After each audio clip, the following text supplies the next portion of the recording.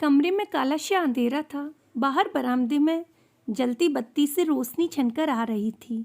पड़ोस में किसी के गेट के खुलने की आवाज़ से आकांक्षा की नींद खुल गई। कौन है? दीवार पर पड़ती परछाई लंबी और लंबी होती जा रही थी। आकांक्षा पसीने से तरबतर थी। उसने घबराकर बगल में पड़े लैंप का स्विच दबा दिया। कमरा रोशनी से नहा गया। परछाई रोशनी के साथ ही कहीं गुम हो गई। म्याऊं म्याऊं। आकांक्षा की सांस में सांस आ गई। उसने पास पड़े दुपट्टे को देखा।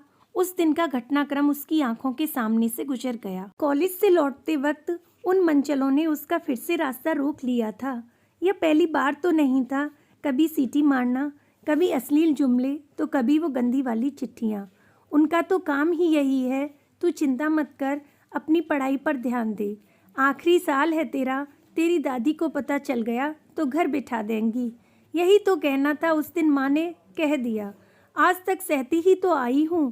काश पहले ही दिन कसकर डांट दिया होता या शिकायत कर दी होती तो उनकी इतनी हिम्मत न पड़ती। पर उनकी हिम्मत इतनी बढ़ गई कि आज तो उन लड़कों ने उसका दुपट्टा तक खींच लिया। कितना रोई थी वो। नहीं, बस अब और नहीं। उनकी हिम्मत आज इतनी बढ़ गई है, उन्हें आज न रोका गया तो वह कल उसके साथ कुछ भी कर सकते हैं। उसके अंतर्मन ने झकझोर दिया उसे और वह चल पड़ी पुलिस स्टेशन उन मंचलों के खिलाफ रिपोर्ट लिखवाने। वह दिन था और आज का दिन है। कोई पापा को फ़ोन से धमकी देता तो कोई कागज़ की पर्ची घर पर फेंक कर धमकाने का प्रयास करता। शिकायत वापस ले लो वरना परिणाम अच्छा नहीं होगा। जिंदगी भर निडरता का पाठ पढ़ाने वाली माँ भी आज डर गई थी। तू मेरी बेटी नहीं, बेटा है। हर समय कहने वाले पापा सिर पर हाथ धरे हैरान परेशान से बैठे रहते थे। आज शाम की ही तो बात है। मन बहुत बेचैन था। कहीं सचमुच उसने गलती तो नहीं कर दी। दादी हमेशा कहती थी कि जब सारे रास्ते बंद हो जाएं तब गीता पढ़ लिया करो। जीवन का सार है ये। आकांक्षा हाथ में गीता लिए पढ़ने का प्रयास कर रही थी कि दादी ने कमरे में प्रवेश किया। हम भी अपने ज़माने में जवान और खूबसूरत थे। क्या हमने कभी किसी से कुछ नहीं कहा? तुम्हारी तरह हम भी चल देते पुलिस के पास तो हो जाता।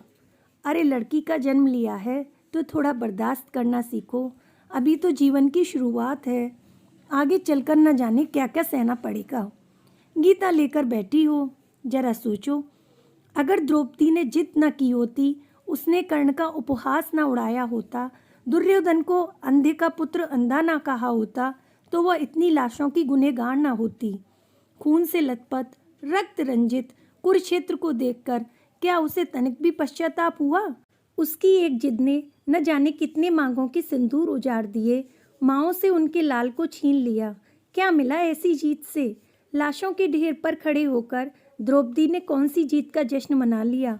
आकांक्षा चुपचाप आंख बंद किए बैठी रही। जीवन का कुरुक्षेत्र उसे निर्वाकार भाव से देख रहा था और वह सोचती रही, द्रौपदी कल भी अकेली थी, द्रौपदी आज भी अकेली है। आपको मेरी ये कहानी कैसी लगी? कमेंट बॉक्स में अपनी राय अवश्य दें। नमस्कार, धन्यवाद।